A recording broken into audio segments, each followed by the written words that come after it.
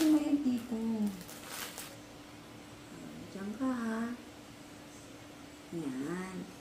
Dito naman ako sa letter R. Ang R.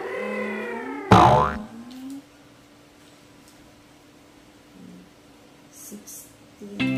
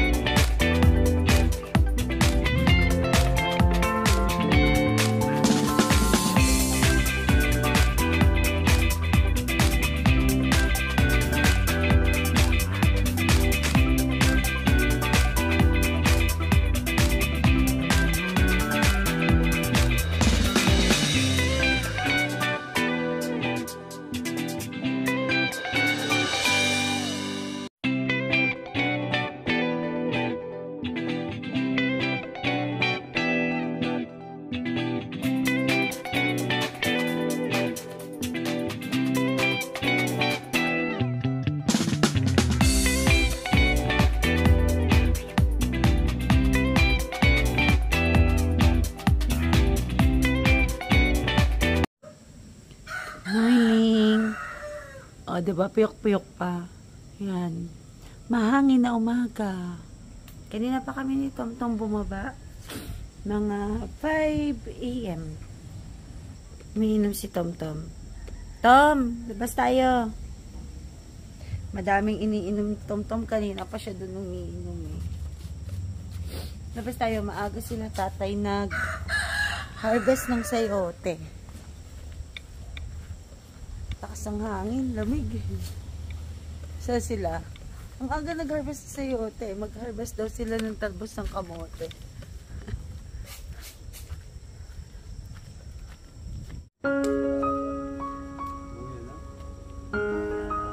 Ako ginaano ko lang pa eh.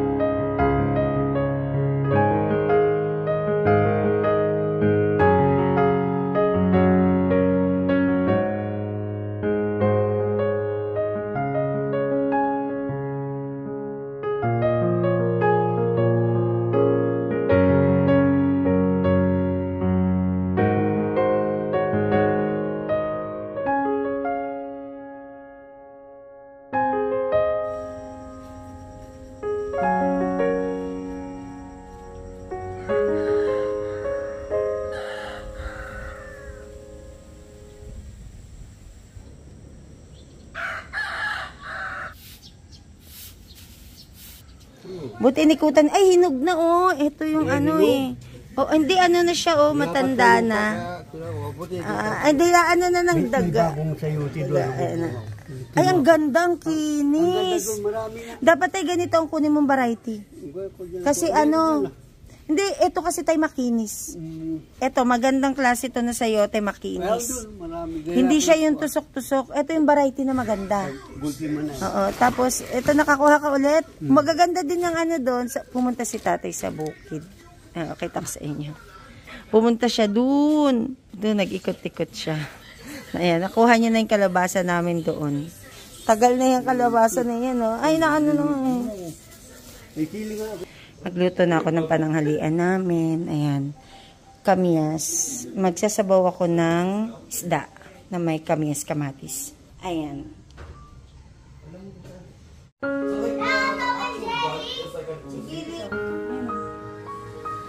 Kain mo na whiskas. Pwede mo yung whiskas niya. O, tsaka tubig niya.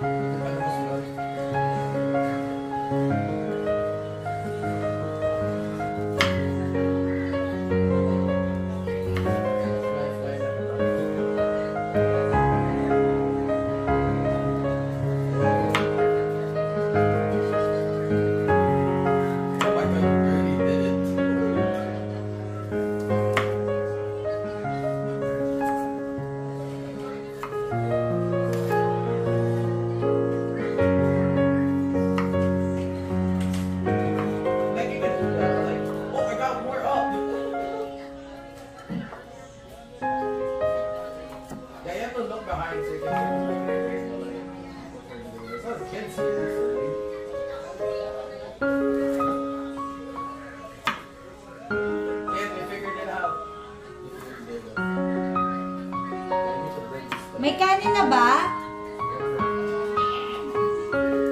Ano ba yung wasi-was na yan?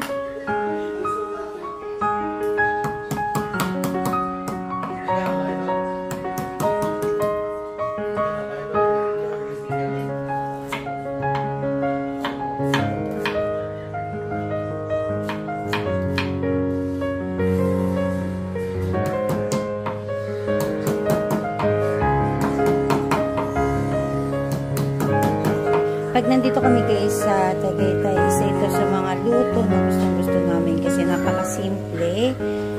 Yung mga sangkap galing lang dyan sa paligid, katulad nitong luya namin, yan yung hinarvest natin noong nakaraan. Tapos itong kamatis, ito yung hinarvest natin din noong nakaraan tsaka ngayong umaga.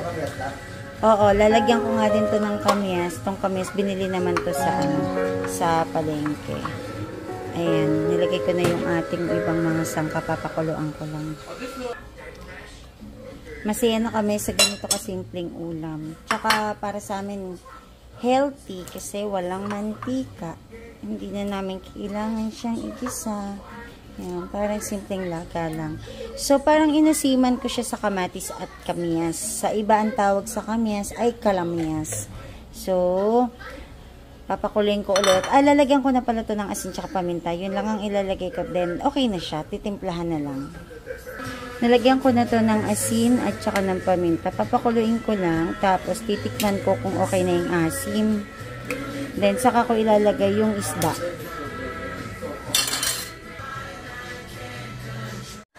Uy, kulong-kulo na. Natikman ko na to. Sakto lang yung asim niya. Matabang lang talaga yung lasa.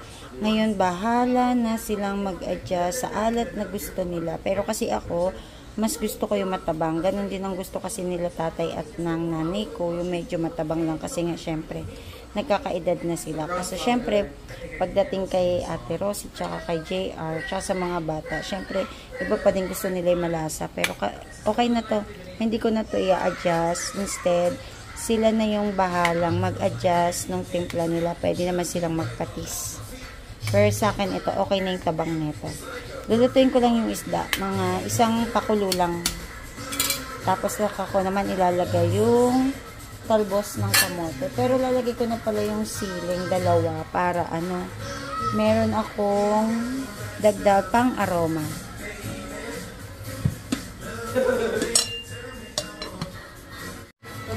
Lagay na natin yung ating talbos.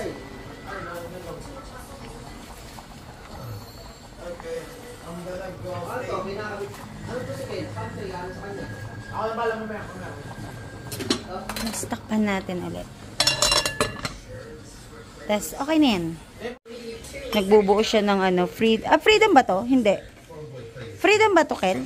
Kel, ano to? Si Freedom ba to? Uy! Uy! Wala na din nakakausap po. Si Freedom? Freedom ba to? Si Freedom? Sino to? Ano to? Si RX-78. RX-78. Ayan, nagbubuo siya. Oh, wala pa naman ulo. Nasaan yung ulo? Hiniwalay niya. Kain na tayo. Ayan. Natira kaninang umaga. Itlog. Ayan. Kain na. Wala naman kain lang na kain. Pang nangabian. Kain na. Yun, no? Yun.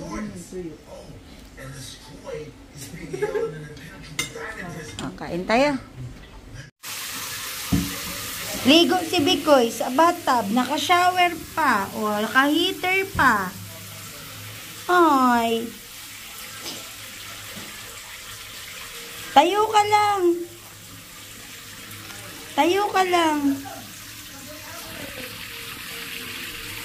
Ay, sosyal, naka-shampoo pa yan.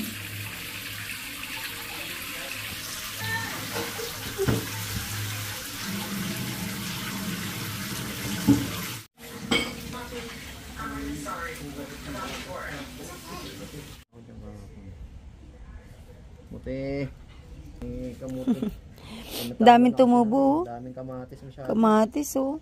Mga wild yan, eh. Dami pa dun, oh. Yung dun, parang malaking kamatis. Check ko nga. Ay, wow. Ito na yung binili niya na lagayan ng hanger, eh. Gawa sa pipe. Metal pipe.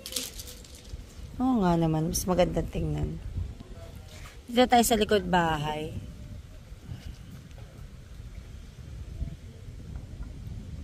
Dami dun, no? Ito kape. Namumulaklak na yung nakaraan, eh.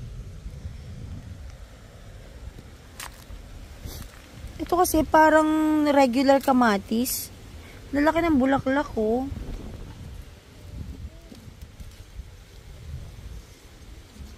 Ito mga wild. Tsaka yun mga wild. Mga wild. Kamuti dito, kamuti. Tingin tayo dito. Meron pa dito, eh. Ayun, no? Mga wild cherry, mga cherry tomato. Wala, ano to? Ay, seryoso? Buo? Hala, na ano siya? Nangitlog yung manok nila, oh. Gaan na nga, eh. Oo nga. Okay, basagin ko. Ay, ba't pumutok ng ganon? Ang baho. Oo nga, mga cherry tomato. Ayan, oh. Oh, mga cherry tomato. Doon pa, meron pa doon. Dadala ng hangin. Ito dating langka na kinukuha namin na may bunga. Ganda ng panahon. Hello, Chuchu! Sobrang ganda ng panahon, no? Ganda. Uy, sama ako. Tara. Kita ka dun. Dito kami, Daddy. Sa rooftop. Titignan niya kasi yung tubig. Chine-check niya. Sige nga. Baba ka dyan. Kaya sa ako nalilinisin pa parang Oo nga. Oo nga, naglalata. nasa ilalim na. Saan lumalabas yung tubig? Doon sa may gilid? Doon, may makita ka dito. Sa pinakababa. May parang kaputas na lang. Eh di, ano pala? Hindi, pag ano pala, tawag dito. Ganda dito sa taas. Saan? Oo, kukuhayin ng ano, pera. Ganda!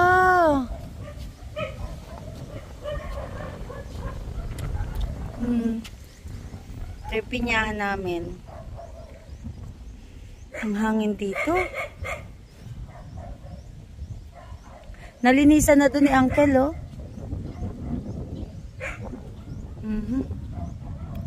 Ganda. Extra challenge lang umakit dito, eh. Tsaka bumaba. Schedule ngayon ni Sikel para mag-aral ng motor. Tuturuan siya ni Daddy. Pero dito lang kami sa may labas.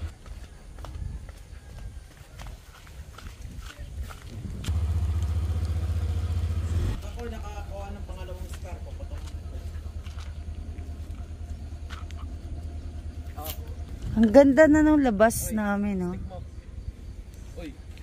Ang ganda, oh. Kulay pink.